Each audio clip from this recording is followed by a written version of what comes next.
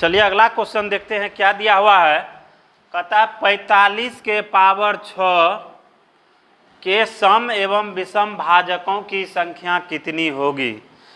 मतलब 45 के पावर 6 के सम कितनी सम संख्या इसको विभाजित करेगी और कितनी विषम संख्या विभाजित करेगी। अब सबसे पहले देखिए इसको करेंगे क्या, तो कुल भाजक इसका निकालने के लिए क्या करते थे, प्राइम फैक्टर में तोड़ते थे। तो 45 का क्या लिख सकते हैं गुणनखंड, तो 3 के स्क्वायर 9 और 9 पचे 45, इसका होल पावर 6 तो इसका भी होल पावर 6।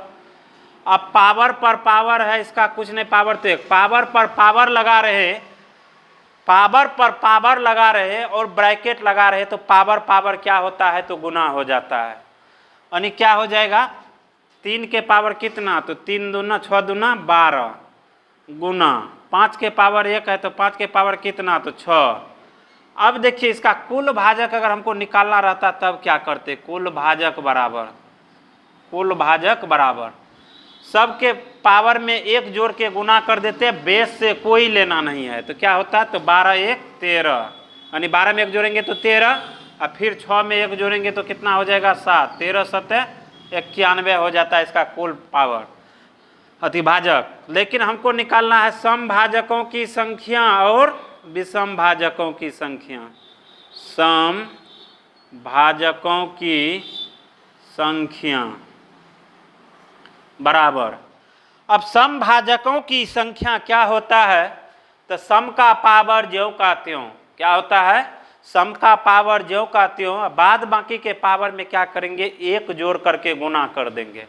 अब सम के पावर ज्यों का त्यों क्या है, इसमें सम है तो नहीं है, कोई भी संख्या सम नहीं है तो सम भाजकों की संख्या क्या हो जाएगा 0।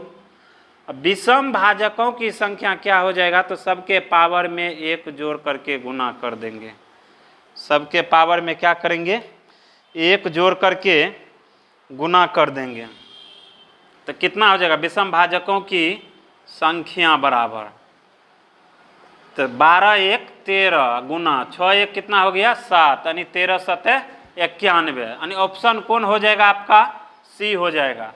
अब देखिए दोनों को जोड़िए तो कुल भाजक भी आ जाता है कितना, तो 91 और 0 को जोड़ेंगे तो कितना आ जाएगा 91 आ जाएगा। तो इस तरह इसका क्या कर सकते हैं, सम एवं विषम भाजकों की संख्या ज्ञात कर सकते हैं, सम एवं विषम भाजकों की संख्या क्या कर सकते हैं ज्ञात कर सकते हैं। 1280 के सम एवं विषम भाजकों की संख्या कितनी है। मतलब 1280 को ऐसी कुल कितनी संख्या सम संख्या है जो विभाजित कर सकता है और विषम संख्या है जो क्या कर सकता है उसको विभाजित कर सकता है। तो पहले देखिए इसका क्या करेंगे कुल भाजक निकाल लेंगे। कुल भाजक निकालने के लिए क्या करेंगे, तो 1280 को प्राइम फैक्टर में तोड़ेंगे, 2 से 2 छा के 12 2 चौके 8 0, फिर 2 से लगाएंगे 32 दूना 64, फिर 2 से लगाएंगे 16 दूना 32, फिर 2 से लगाएंगे 80 दूना 160, फिर 2 से लगाएंगे 40, अब 40 में फिर 2 से भागा लगाएंगे तो कितना हो गया 20, फिर 2 से लगाएंगे 10, फिर 2 से लगाएंगे 5, यानी 2 कितना बार हो गया तो 1 2 3 4 5 6 7 8, 2 का पावर कितना हो गया 8 गुना 5 के पावर कितना हो गया 1, 2 का पावर हो गया 8 5 का पावर हो गया 1। कुल भाजकों की संख्या इससे पहले ज्ञात करते थे तो उसमें क्या करते थे, सबके पावर में 1 जोड़ करके गुना कर देते थे, बेस से कोई लेना नहीं है। सबके पावर में क्या करते थे 1 जोड़ करके गुना कर देते थे, बेस से कोई लेना नहीं है। तो इसका देखिए अब कुल भाजकों की संख्या क्या हो जाएगा, कुल भाजकों की संख्या, तो सम का क्या हो जाएगा, तो सम का क्या करेंगे, तो सम में कितना है तो 8, सम का पावर कितना है 8।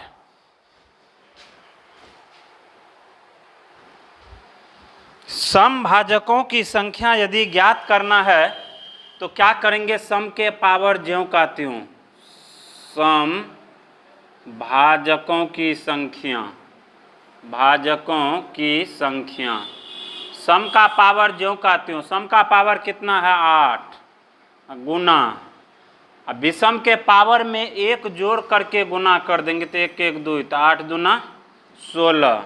सम का पावर कितना, सम भाजकों की संख्या कितना हो गया 16। अब विषम भाजकों की संख्या यदि ज्ञात करना है, विषम भाजकों की संख्या बराबर क्या हो जाएगा, सम के पावर को छोड़ देंगे, मतलब क्या हो जाएगा, सम संख्या को ही छोड़ देना है। अब सम संख्या को क्यों छोड़ेंगे, तो क्योंकि सम संख्या तो विभाजित नहीं करना चाहिए, क्या कहता है विषम संख्या करना चाहिए। तो विषम के पावर में क्या करेंगे, एक जोड़ के लिख देंगे, यानी 1 1 कितना हो गया 2।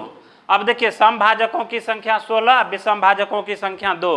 अगर इसका कुल भाजक निकाल कर हम चेक करेंगे तो कितना हो जाएगा, इसके पावर में भी 1 जोड़ेंगे कितना हो जाएगा 9, 9 दूना 18। यानी कुल भाजक के लिए क्या करते, सम के पावर में भी 1 जोड़ते 9, गुना विषम के पावर में भी 1 जोड़ते 2, तो 9 दूना कितना हो गया 18। तो कुल भाजक की संख्या यहाँ भी आप गिनिए तो कितना हो गया 16 और 2 कितना होता है, तो 18 होता है। 16 2 कितना हो गया, तो 18 हो गया। चलिए अगला क्वेश्चन देखिए क्या कहता है, 860 के क्या कहता है, 860 के सम एवं विषम भाजकों की कुल संख्या कितनी है।